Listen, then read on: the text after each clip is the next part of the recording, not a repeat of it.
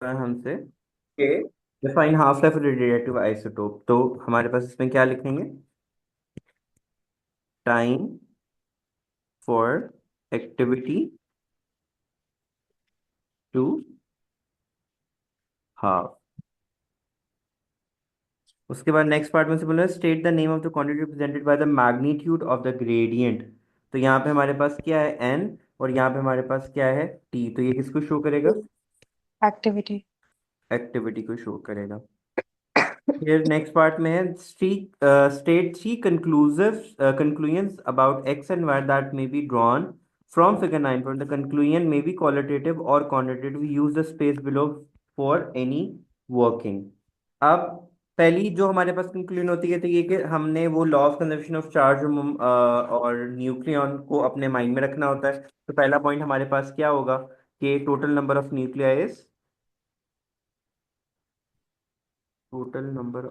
Nucleons stage constant. पहला point तो हमारे पास हमेशा ये रहेगा, ठीक है। फिर हाफ लाइफ देख लेते हैं। हाफ लाइफ हमारे पास क्या है? 4 का हाफ होने में 2 लगती है, एंड इसकी 0 है और 4 तक जा रही है, तो दोनों की हाफ लाइफ अप्रोक्सीमेटली क्या बन रही है? अप्रोक्सीमेटली एक्स बन जो रही है है हमारे पास 3.6 बन रही है। 18। Half life half life two के ये हिसाब बन से देखेंगे ना ये टाइम बन तो ये एट बन रही सॉरी है ये 13.6 बन रही है। 14। 14 थर्टीन नहीं बन रही। 13 14 बन रही है अप्रोक्सीमेटली। एग्जैक्टली 14 बन रही है सतुल्ला। वो तो अब देख लेते हैं ना कि हमारे पास क्या बन रही है। अच्छा नहीं 13 बन रही है। 13 के सेंटर में आ रहा है ना, 14 और 13 के सेंटर में 13.6, सही तो बोल रहा था मैं। सही है मुझे लगा शायद 14 पे है। तो नेक्स्ट इज हमारे पास the half life of X is equal to 13.6 second, और activity of X at T equals to 0 पे कितनी बन रही है हमारे पास? 4 × 10⁻²2। एक्स की एक्टिविटी टाइम इक्वल्स टू 0 पे कितनी बनेगी? निकाल के देखो डिवाइड करके। 4 × 10⁻²2 ओवर। 0 तो नहीं हम ले सकते। Half life T is equals to half life कर लो ना।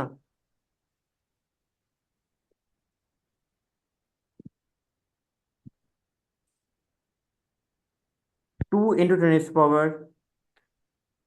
10⁻22 बन रही है हमारे पास।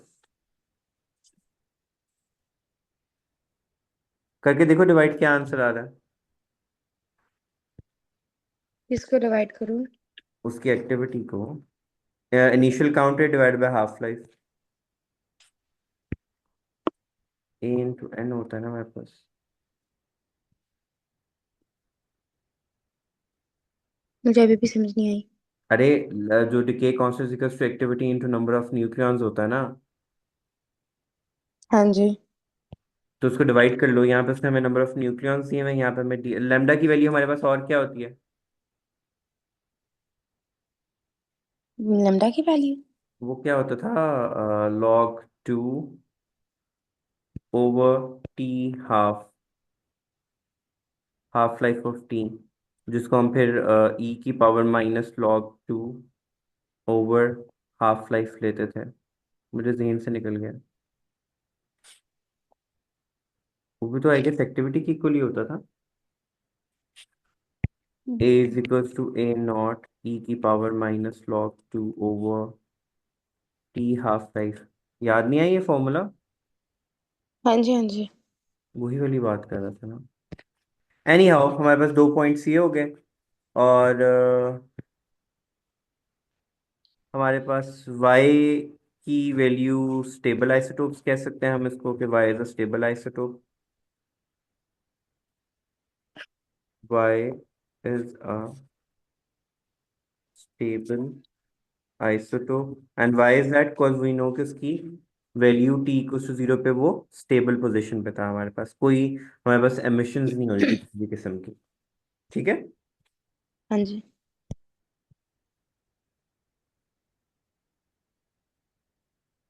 और नंबर ऑफ मोल्स हम निकाल सकते हैं यहाँ से? नहीं, we do not have any idea कि कौन सी चीज़ है। अगर इसको डिवाइड करो 4 × 10⁻²2 को एवोगाड्रोस नंबर से, देखो क्या आंसर आ रहा है। 4 × 10⁻²2। Divide by Avogadro's number.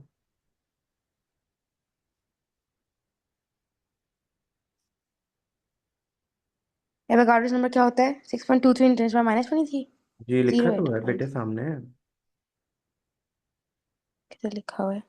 ये अच्छा हाँ।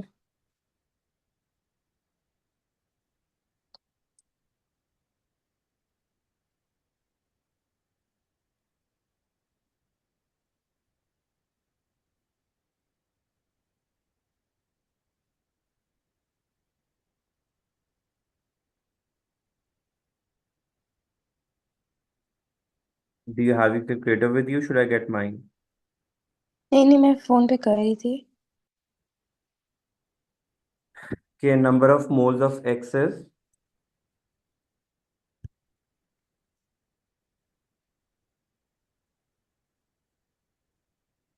6.6 × 10⁻² मोल्स।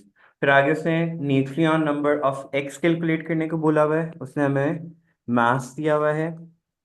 रेशो हम लोग, हमारे पास एक उसने दे दिया है और एक हमारे पास है, विच इज जो हमने अभी भी यूज किया, 4 × 10⁻²2। देखो क्या आंसर आ रहा है।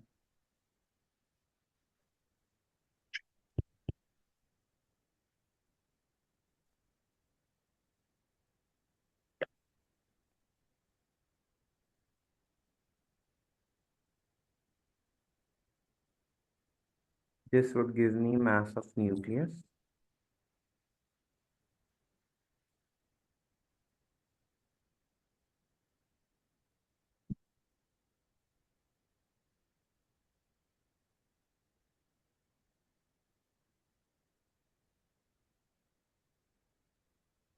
इसका आंसर है 1.82।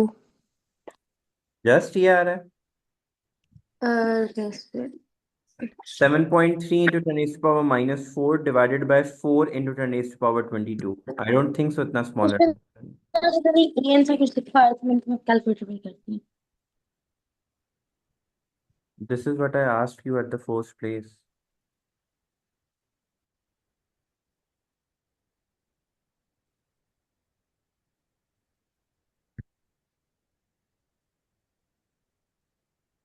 ये आता है 10.99, तो 11 हो गया। 11 कर देंगे, that is sodium, I guess ये बनेगा।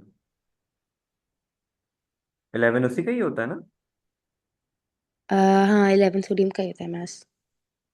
नेक्स्ट इज, उसने कहा है what is meant by binding energy. तो बाइंडिंग एनर्जी पर न्यूक्लियन हमारे पास क्या होती है? Energy required to separate all the nucleons and protons. Yes, separate करने में जो एनर्जी रिक्वायर्ड होती है, that is known as binding Binding energy.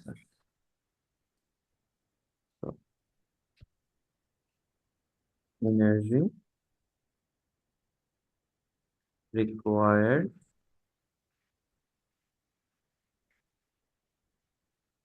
to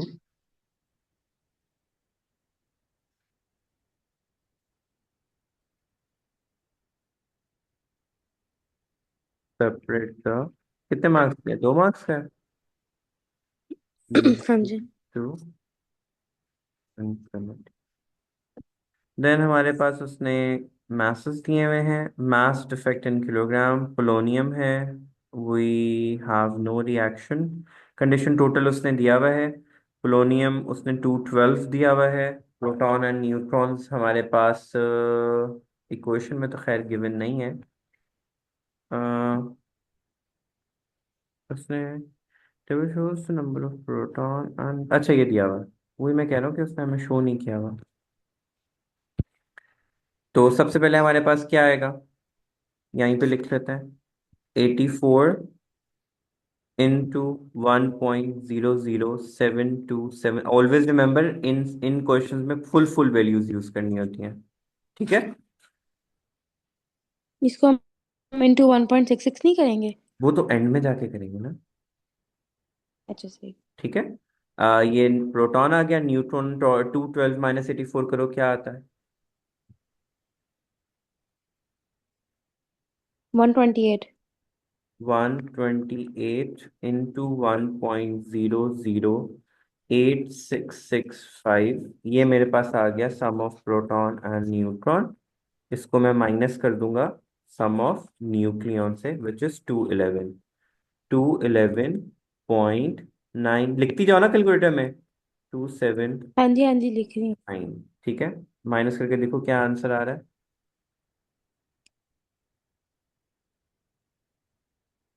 math effect क्या आ रहा है।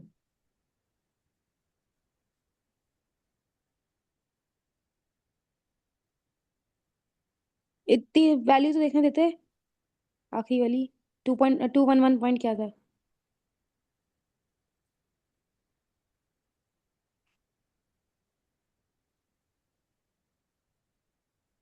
आपकी स्क्रीन को क्या हो गया?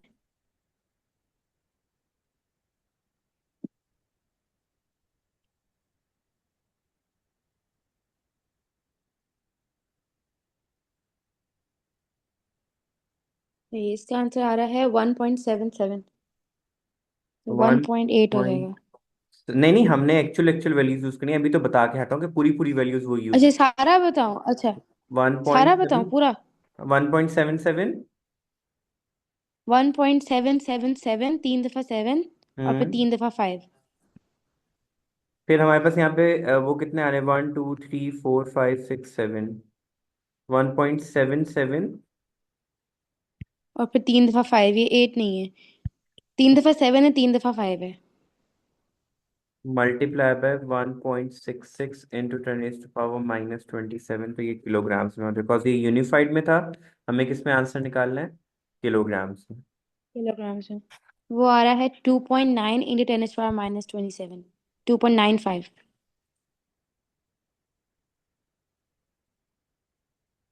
नेक्स्ट पार्ट में उसने बाइंडिंग एनर्जी पर न्यूक्लियॉन कैलकुलेट कर, तो हमारे पास मास इफेक्ट आ गया है, तो E is equal to delta M into C square put कर देंगे। ई हमें कैलकुलेट करना है। ये हमारे पास क्या निकलना है, 2.95 into 10⁻⁻27 into into three point three three into 10⁸ का स्क्वायर।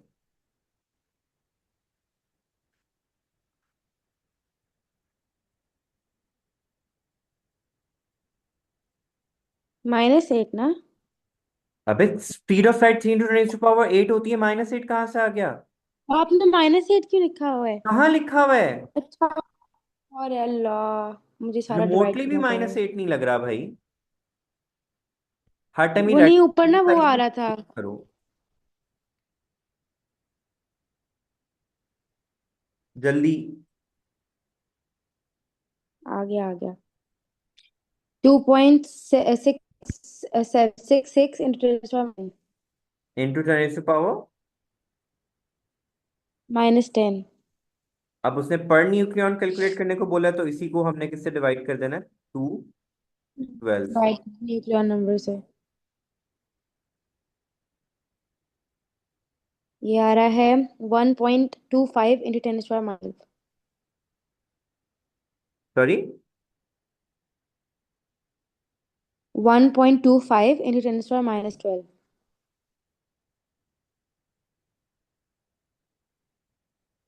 फिर उसने बोला है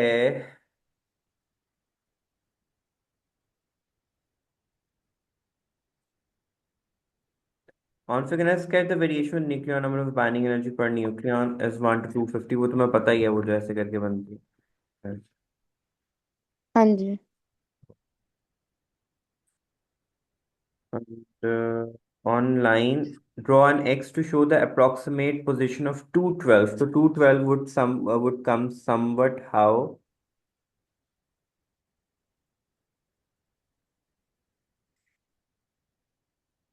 यूरेनियम 238 यहाँ पे आता है ना, तो 212 समथिंग यहाँ पे आ जा रहा है।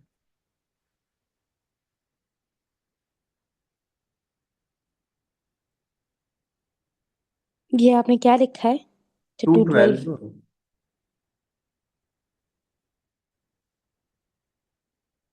पीक उसके अंदर जो भी आता है हमारे पास। Basically, plutonium is a radioactive and undergoes alpha decay. Suggest and explain with reference to figure 9.1 why the alpha decay of polonium-212 result in a release of energy. तो हमें पता है कि because of the alpha particles, nucleus formed will have a lower nucleon number,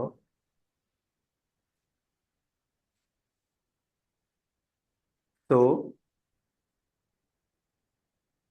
it would have greater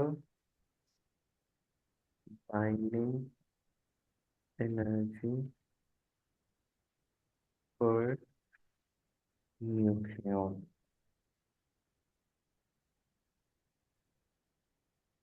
अच्छा जी, इसमें है हमारे पास, इसमें बोला हुआ है अल्फा डिके को डिस्कस करें हमारे पास। And sorry, state the name of the beta. Class particle. तो वो पॉजिट्रॉन होता है हमारे पास। पॉजिट्रॉन। देन उसने क्या, should decay constant of fluorine is 1.05। Decay constant अभी हम बात करके हटे थे कि lambda is equal to log 2 log over 2 half over life. उसने हाफ कितनी दी लाइफ। है, 110 मिनट्स, तो इंटू 60 कर देंगे हमारे पास। तो 1.05। अच्छा, मुझे जहन में नहीं आ रहा था, फिर भी मैंने फॉर्मूला ये लिखा था ना। आपने हाँ जी यही लिखा था। मुझे ये डाउट था, पता नहीं शायद मैंने गलती में लिख दिया हो। अच्छा हाँ, इसका क्या आंसर आ रहा इसका है? आंसर है 4.56 इंटू 10⁻⁻5। हमारा तो ये आना चाहिए, log 2 है ओवर 110 इंटू 60। ये आना चाहिए आंसर। क्या? एक मिनट। दोबारा पुट करो, log 2 अच्छा, मैं ओवर। लॉग नहीं लगा रही थी। 110 इंटू, इसका आंसर है 1.05 इंटू 10⁻⁻4। अब हमने एक्टिविटी कैलकुलेट करनी है, तो उसमें हम क्या कर लेंगे। मास उसने दिया हुआ है 2.1 into 10⁻⁻12 divided by fluorine 18 into mass of proton which is 1 मास में। इंटू 27। देखो क्या आंसर।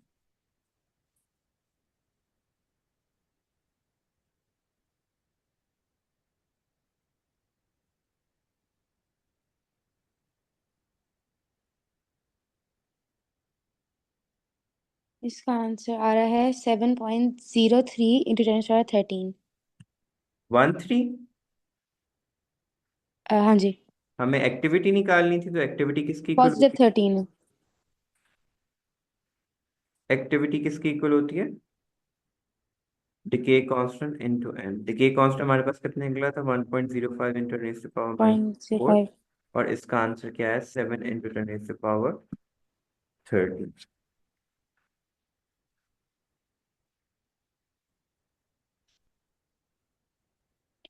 इसका आंसर आ रहा है 7.4 into 10⁻9।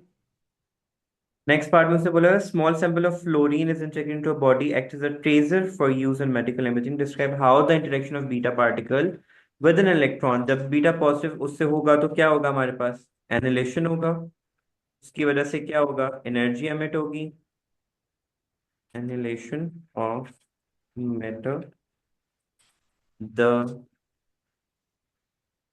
mass is converted to energy and two gamma photons will form which will travel in the opposite direction,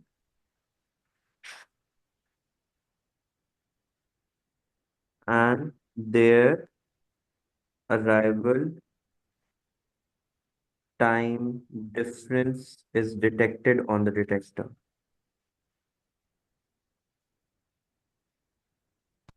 वो जो ultrasound थी ना, प्राइमरी और वो तमाम चीजें। तो उसने क्या suggest why 110 as a suitable time को, शॉर्ट हाफ लाइफ है।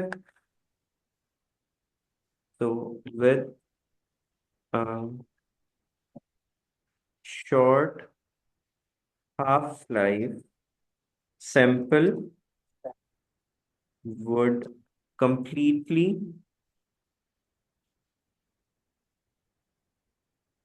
decay before the test is completed.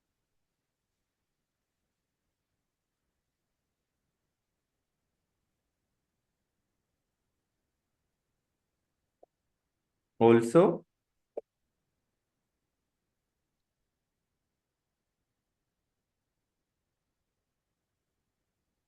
longer half-life is more dangerous for the patient को, फिर वो ज्यादा देर तक एग्जिस्ट करेगा, रेडिएशन उसमें रहेंगी और पेशेंट को क्या करेंगी, वो इफेक्ट करेंगे, जिसकी वजह से हम लोग उसको यूज नहीं कर रहे होते। ओके। जी। अच्छा जी, पहला पार्ट है कि what is meant by random. तो रैंडमनेस का मतलब क्या होता है कि वी कैन नॉट प्रेडिक्ट कि which nucleus is going to decay next. तो इसमें क्या आ जाएगा,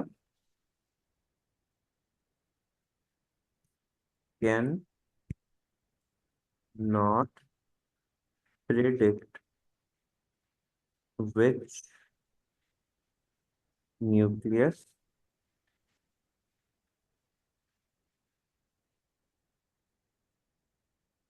will decay. Here, what is meant by spontaneous, which is decay is not affected by external effects. Here, I state one piece of evidence for random nature of decay, fluctuations in the count rate.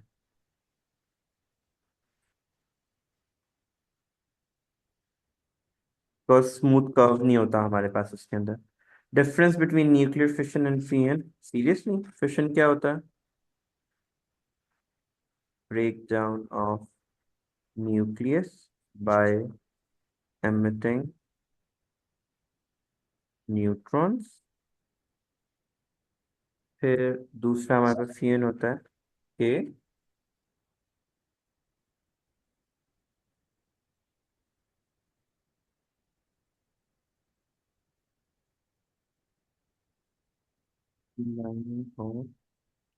To small nuclear under very high temperature and pressure. इसमें भी हमारे नहीं पास, लिखेंगे to form a large stable nuclei। हाँ इसमें ये नहीं लिखेंगे एंड पे कि to form a large stable nuclei। वो लिख दिया ना, बट मैं उसको इतना बड़ा नहीं करा कि मैंने two small nucleus under very high temperature and pressure. सही है।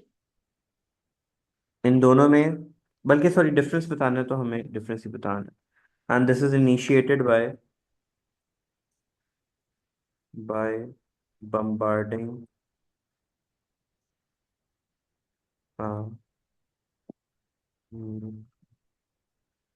फिर है, explain with reference to the variation binding energy per nucleon with nuclear number why the process of nuclear fission and nuclear fusion both result in a release of energy। क्योंकि eventually हम लोगों को क्या चाहिए होता है, दोनों में ही हमारे पास इंक्रीज इन एनर्जी होती है। ठीक है, ये तो थ्योरी में भी हमारी बुक पे लिखा हुआ है कि both fission and fusion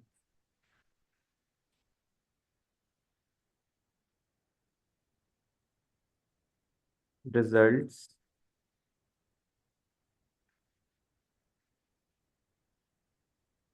an increase in binding energy, and binding energy per nucleon is greater for intermediate nucleon. When the process is still going ना, तो जो हमारे पास इंटरमीडिएट रिएक्शन उसमें बाइंडिंग एनर्जी हमारे पास क्या होती है, हाईएस्ट होती है, उसमें पीक आती है हमारे पास बिगेस्ट ना। तो ग्राफ्स के अंदर भी हमारे पास ये शो हो रही होती है। ठीक है। फिर हमारे पास है जी स्टेट द ठीक है, नेम कर ऑफ। तो लिया है। हाँ, आई गेस ये रिपीट हो रहा है अगेन। ठीक है।